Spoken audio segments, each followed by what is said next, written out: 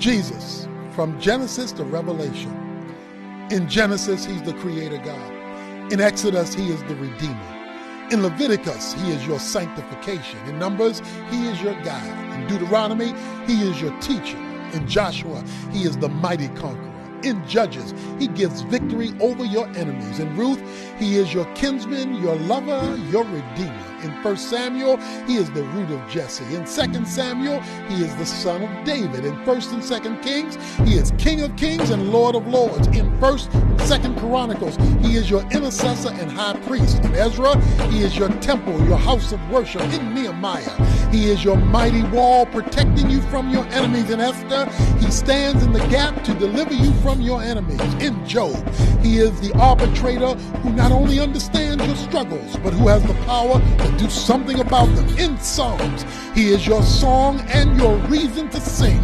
In Proverbs, he's your wisdom helping you to make sense of life and live it successfully. In Ecclesiastes, he is your purpose, delivering you from vanity.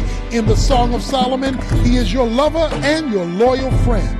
In Isaiah, he is the mighty counselor, the Prince of Peace, the everlasting Father, and more. In short, he's everything you need. In Jeremiah, he is your balm of Gilead, the soothing salve for your sin-sick soul. In Lamentations, he is the ever-faithful one upon whom you can depend. In Ezekiel, he's your wheel in the middle of a wheel, the one who assures that dry, dead bones will come alive again. In Daniel, he's the Ancient of Days, the everlasting God who never runs out of time. In Hosea, he is your faithful lover, always beckoning you to come back, even when you have abandoned him. In Joel, he is your refuge, keeping you safe in times of trouble.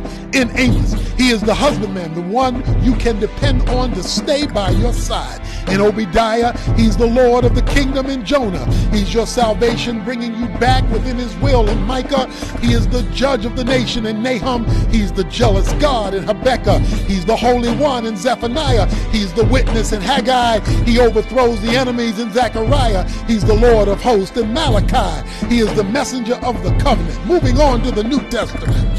In Matthew, he's the King of the Jews. In Mark, he's the servant. In Luke, he's the Son of Man, feeling what you feel. In John, he's the Son of God. In Acts, he's the Savior of the world. In Romans, he's the righteousness of God. In 1 Corinthians, he's the Rock of Israel. In 2 Corinthians, he's the triumphant one giving victory. In Galatians, he's your liberty. He sets you free. In Ephesians, he's the head of the church. In Philippians, he is your peace. In Colossians, he is your completeness. In 1 Thessalonians, he is your hope. In 2 Thessalonians, he is your glory. In 1 Timothy, he is your faith. In 2 Timothy, he is your stability. In Titus, he's God and Savior. In Philemon, he is your benefactor.